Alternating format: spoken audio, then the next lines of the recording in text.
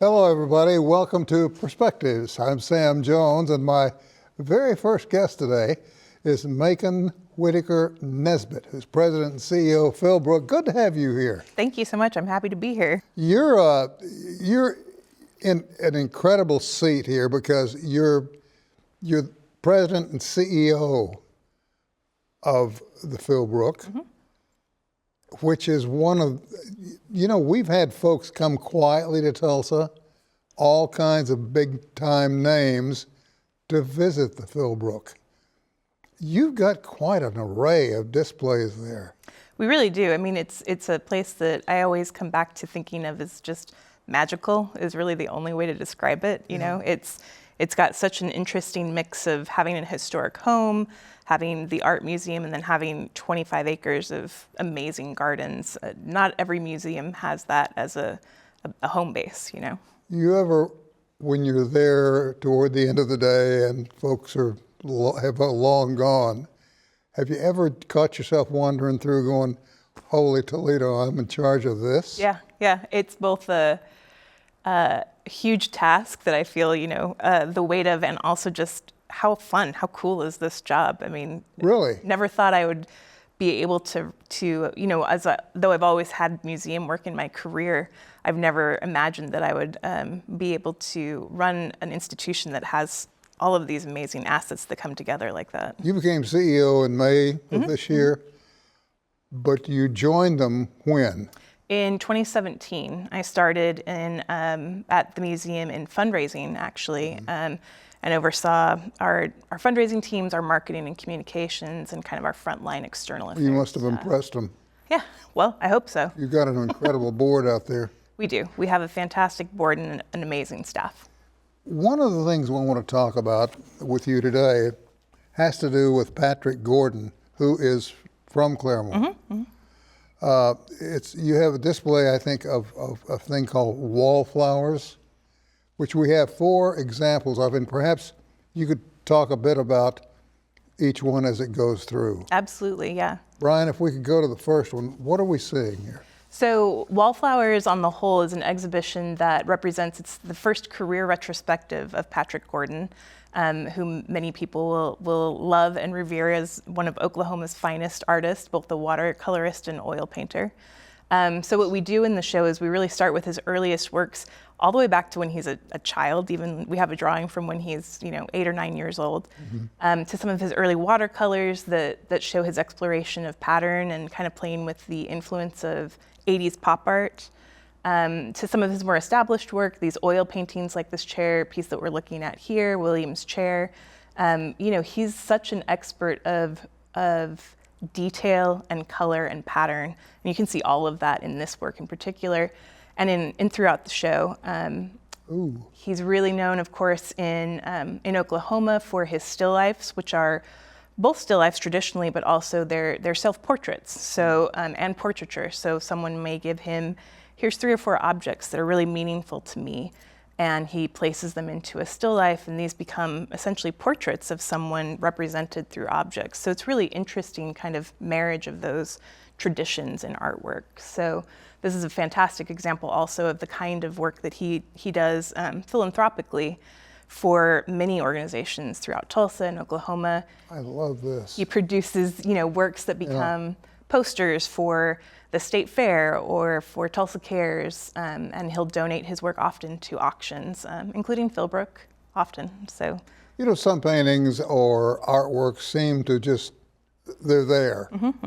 Others seem to say there's more to come, and that's what I gleaned from what I just saw. 4 pieces. He is, as an artist and a human, a master storyteller. Really? Yeah, absolutely. So his works absolutely do that. They suggest that there's more to this story than you may know off the top of your head there. And one of the things that's really fun about this exhibition is that the second to last room in the show is actually, we took Pat's studio from his home and transported it into the gallery. So at least once a week, he's in the gallery painting, and you can actually come watch him paint and chat with him and ask him questions about one of the pieces you like or the work he's working on. It's really wonderful. And we did it for the first time last week, and we had 60 people in the gallery watching him paint.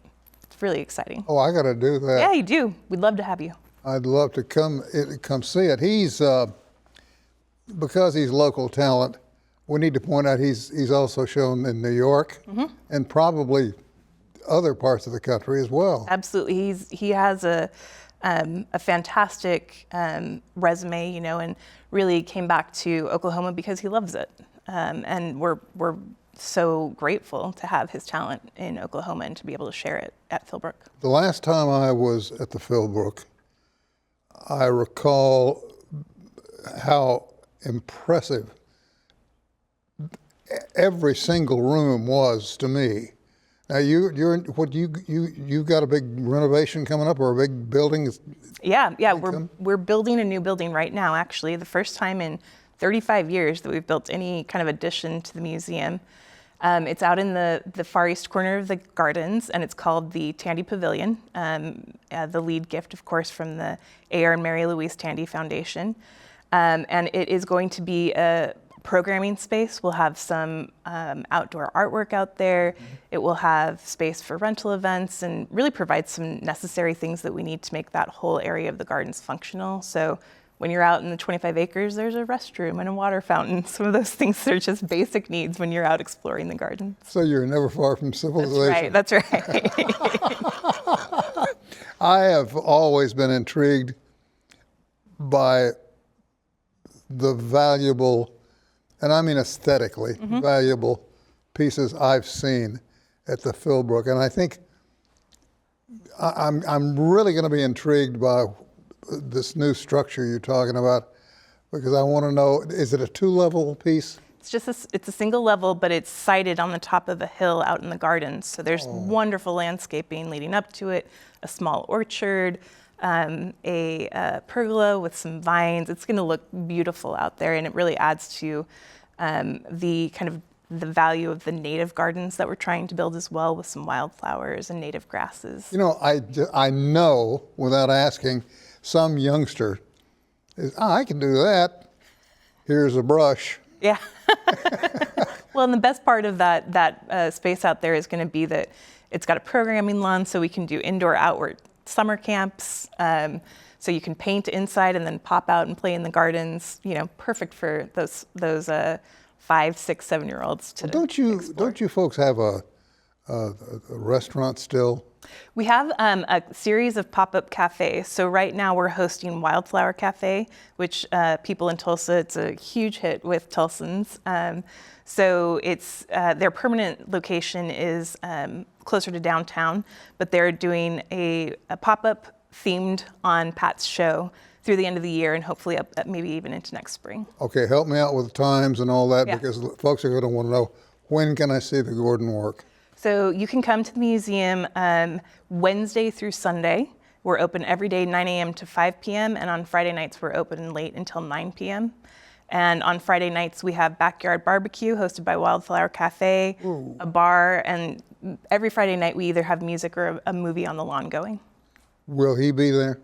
Pat may not be there this Friday. I don't know his schedule off the top of my head, but if you check the website, his painting times are posted. Well, I want to thank you for bringing all this to everybody's attention, and congratulations to you for moving on up, kid.